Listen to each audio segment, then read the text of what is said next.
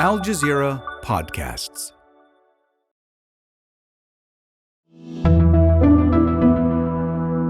Today, how will the death of President Ebrahim Raisi play out in Iran? His death for Iran means a lot. We're expecting his death to create a power vacuum.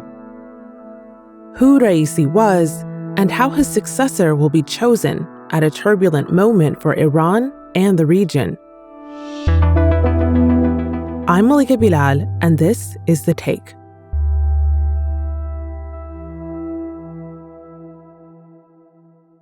The first hint that something was wrong came on Sunday evening, when the government announced that it had lost contact with a helicopter carrying the president in northwest Iran.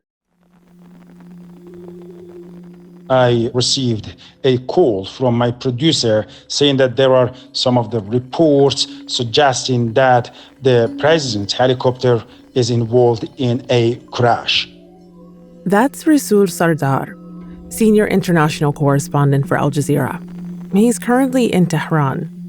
The helicopter carrying Iranian President Ebrahim Raisi and the foreign minister has gone missing in bad weather conditions in the north of the country. Immediately, I headed toward the office of Al Jazeera in Tehran. And then shortly after that, we have seen that the Iranian authorities called on nation to come together in the religious centers and to pray for the health and safety of the president, the foreign minister, and the others that were in the helicopter. This particular helicopter reportedly had President Raisi, had the foreign minister Hossein Amir Abdullahian, East Azerbaijan governor, the Friday prayers leader of Tabriz, several other passengers. Clearly, there was a level of leadership on board. Raisi had been returning from the country's mountainous border with Azerbaijan, where he had traveled to inaugurate a new dam. He was on his way back to the city of Tabriz. President Raisi began his journey in the border town of Khoda Afarin near Azerbaijan. The helicopter went down in a mountainous region near Uzi.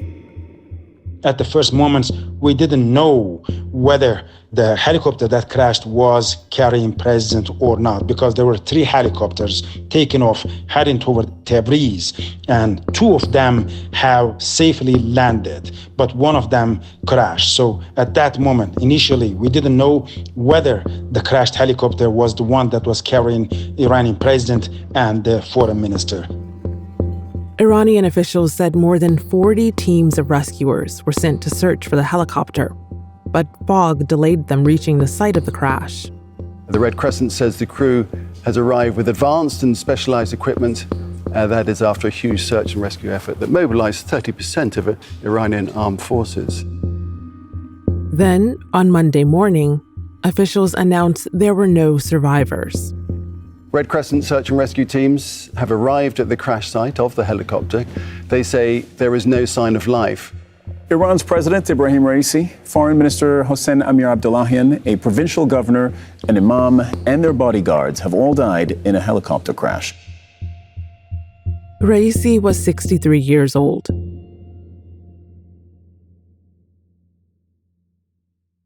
On Tuesday, we are expecting the first state funeral, official funeral, to take place in Tabriz. And later, these bodies are going to be taken to the capital, Tehran, and then the city of Mashhad. And we are expecting the final burial ceremony to be in the city of Mashhad, because first, it is the hometown of Ebrahim Raisi, and second, it is the most important religious center in the country. Raisi had earned praise and notoriety as the custodian of a religious shrine in Mashhad. He trained as a cleric before joining the judiciary, later becoming the Chief Justice. He lost his bid for the presidency in 2017. But in 2021, Raisi was elected president. I thank the Almighty God for the dear people's trust in this serving seminary student. I hope I can respond well to the people's confidence, votes, and kindness. With no real prominent opposition, polls predicted conservative cleric Ebrahim Raisi would win, and win he did in a landslide victory.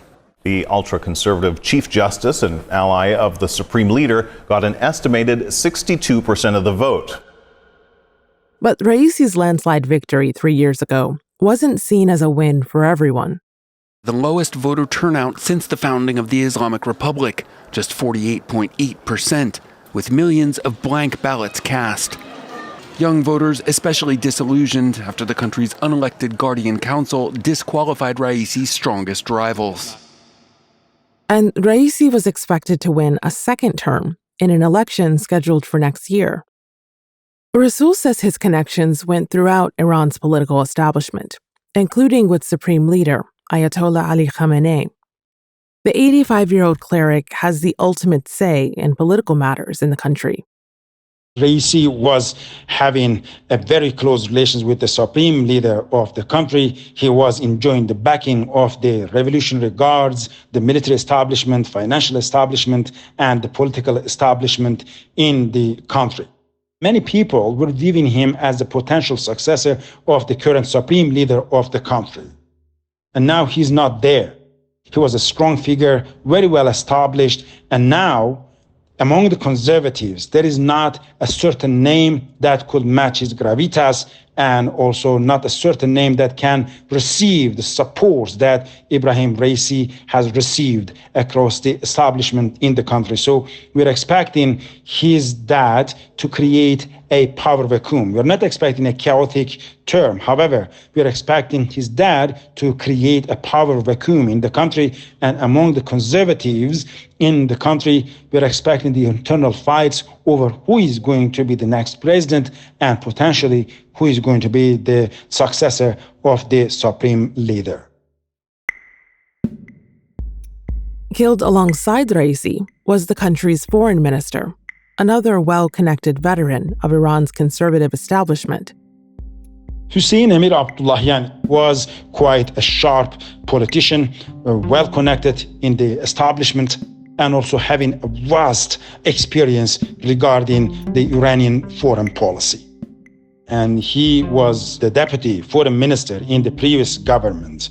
And then during the government of Ebrahim Raisi, he has served as the country's foreign minister. So he was one of the key figures shaping the Iranian foreign policy in the last decade. He has been involved in several crises, regional developments, and also on the other hand, he was enhancing his relations with the political establishment in the country as well. And he was expected, in case if Ebrahim Raisi becomes the supreme leader, he was the front runner candidate to be the next president even. So he had that potential.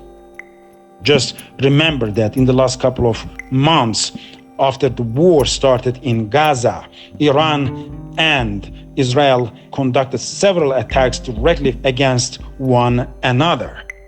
The Iranian foreign minister said that Iran, along with other regional players, can no longer be an observer, directly hinting that Iran is willing to enter into this conflict directly if Israel doesn't step back. These are the sirens over Jerusalem and the explosions in the sky there over Israel. Some 300 drones and missiles fired towards Israel. Iran saying this is a retaliation strike for what's widely believed to be an attack by Israel on the consulate in Damascus.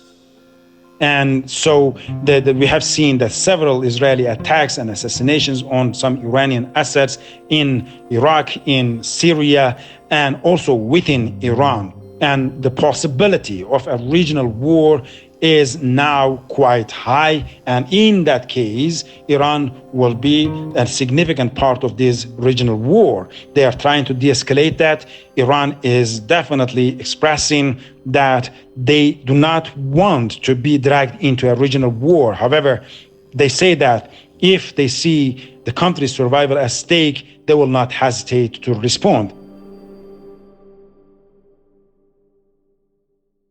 After the break, what does Raisi's death mean for Iran's political future?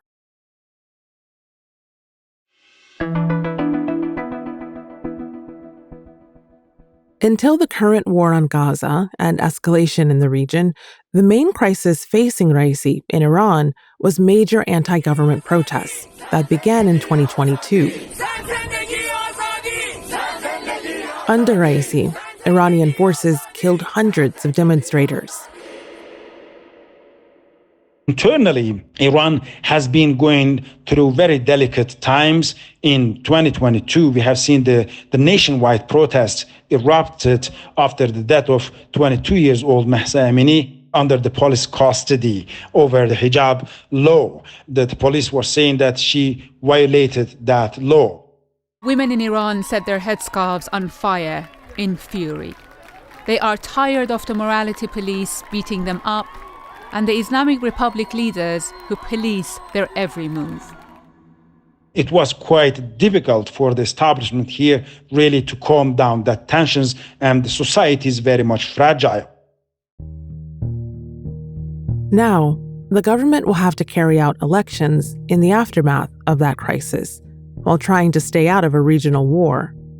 According to the Iranian constitution, the first vice president takes the job after the death of the president. And within 50 days, he takes the country to the election to elect the new president. So the supreme leader of the country, Ali Khamenei, has already announced 5 days of national mourning, and he has appointed Mohammad Mukhbir, the first vice president, as the acting president of the country. So Mohammad Mukhbir now is leading the government, and he will be doing so until the election is held.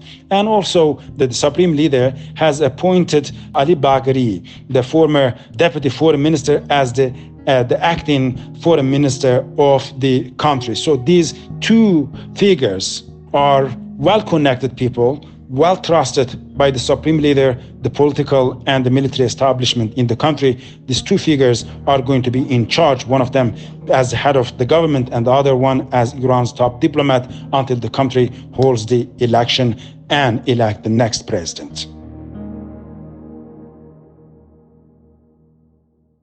But Maziar Motamedi, another Al Jazeera journalist in Tehran, is expecting that the upcoming elections will look much the same, even without Raisi.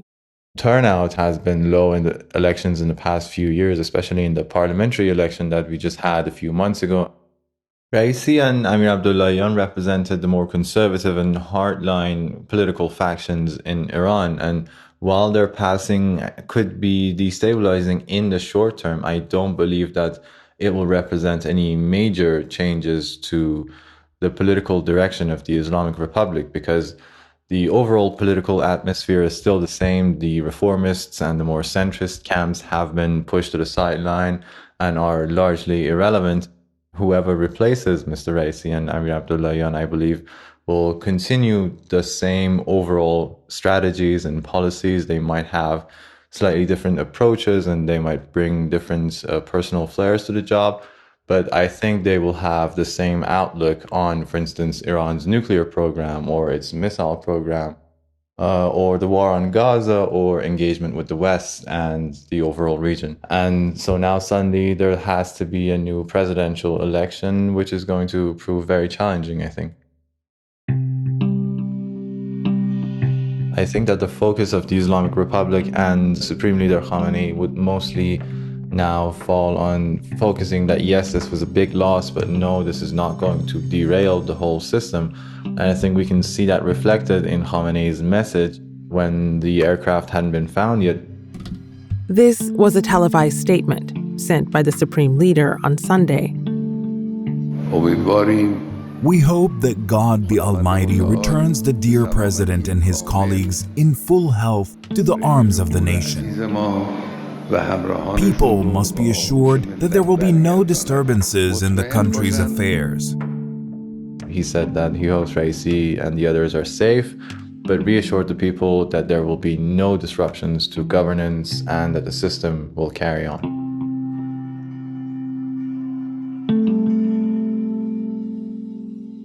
And that's The Take. Before we go, today we wanted to bring you two other stories we're following. The International Criminal Court is seeking arrest warrants for officials belonging to the Israeli government and to Hamas. Names mentioned by the ICC chief prosecutor, Karim Khan, include Israeli Prime Minister Benjamin Netanyahu and Minister of Defense Yoav Gallant, as well as Hamas leaders Yahya Sinwar, Mohammed al-Deif, and Ismail Haniyeh.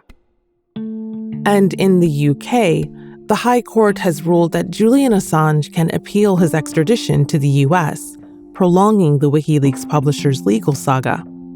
For the background on both of those stories, check out our previous episodes. Links will be in today's episode description.